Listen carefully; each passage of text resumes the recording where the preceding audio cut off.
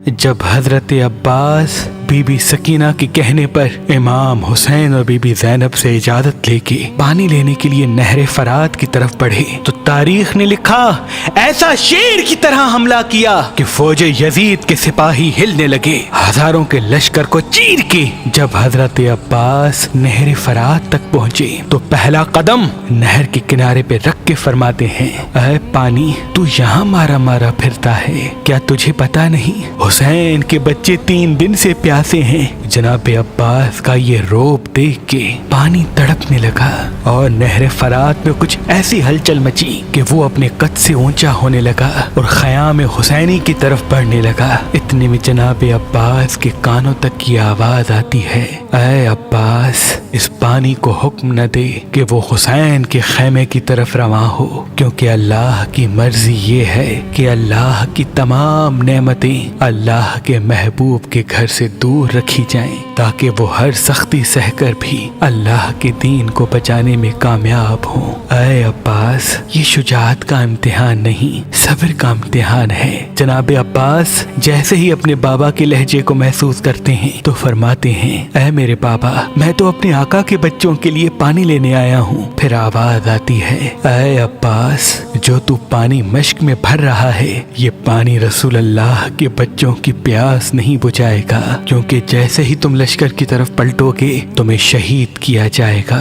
इस मश्क के पानी को जमीन पे बहाया जाएगा और आले नबी तेरे अलम को गिरते हुए देख के ज़ारो कतार रोते रहेंगे। जब ये बात जनाब अब्बास के कानों तक पहुंची तो उस वक्त आप पानी को मश्क में ले रहे थे और आपके दोनों हाथ नहर फरात में थे।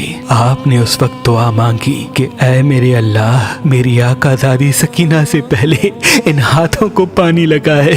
अब जब मेरी आकाज़ादी या मेरा मौला मेरी लाश को देखे तो ये हाथ मेरे साथ न हो। ये मंजर वो घोड़ा देख रहा था जिस पे जनाब अब्बास सवारी करके नहर तक आए थे। आपने घोड़े को देखा और फरमाया, ऐ मेरे घोड़े तू भी 3 दिन से प्यासा है, पानी पी ले। घोड़ा रो के कहने लगा, ऐ मेरे आका जैसे ही आप नहर पे आए हैं आपने पानी की एक बूंद भी नहीं पी। आप मेरे आका हैं, आपसे पहले मैं कैसे पानी पीऊं?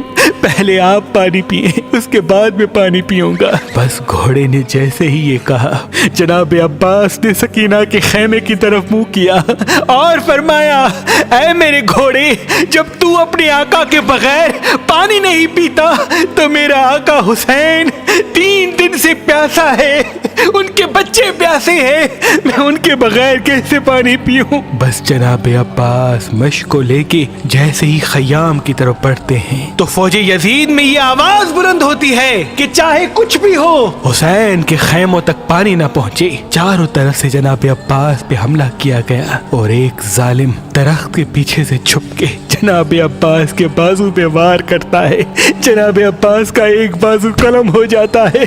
आप मश्क को अलम दूसरे बाजू में संभाल के तेज तेज खैमे की तरफ बढ़ते हैं। जब आपका दूसरा बाजू भी कलम हो जाता है आप मश्क को अलम अपने मुंह में संभाल के तेज तेज खैमों की तरफ बढ़ ही रहे थे कि लश्कर ने तीरों की बारिश जनाब अब्बास पे कर दी। एक तीर जनाब अब्बास की आंख में लगा, कई तीर जनाब अब्बास के जिस्म में लगे और एक तीर जनाब अब्बास की मश्क में लगा। मश्क का पानी बहने लगा। जनाब अब्बास ने जब बहते हुए पानी को देखा दूर से बीबी सकीना और इमाम हुसैन को सलाम किया। इतने में एक जालिम गुर्ज जनाब अब्बास के सर पे मारता है।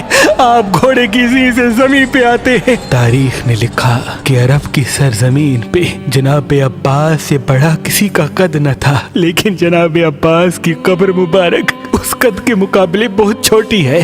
तो एक मर्तबा इमाम जाफर सादिक से पूछा गया कि ऐ नवासा रसूल जनाब अब्बास का कद तो बहुत बड़ा था लेकिन उनकी कब्र इतनी छोटी क्यों है? इमाम जाफर सादिक अपने सर से अमामा उतार के चीख के रो के कहते हैं कि जब मेरा अब्बास घोड़े की ज़ीं से जमीन पे आया तो चारों तरफ से फौजी यजीद ऐसा हमला करती है कि जनाब अब्बास का पूरा जिस्म से जुदा कर देती है।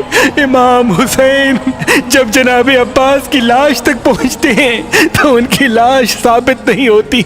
کہیں سے جناب عباس کے بازو چنتے ہیں، کہیں سے جسم کے دوسرے حصے، اور جناب عباس کے جب چہرے کو دیکھتے ہیں تو ایک آنکھ میں تیر ہوتا ہے اور پورا چہرہ اور جسم خون سے رنگین ہوتا ہے، خون سے رنگین ہوتا ہے، خون سے رنگین ہوتا ہے۔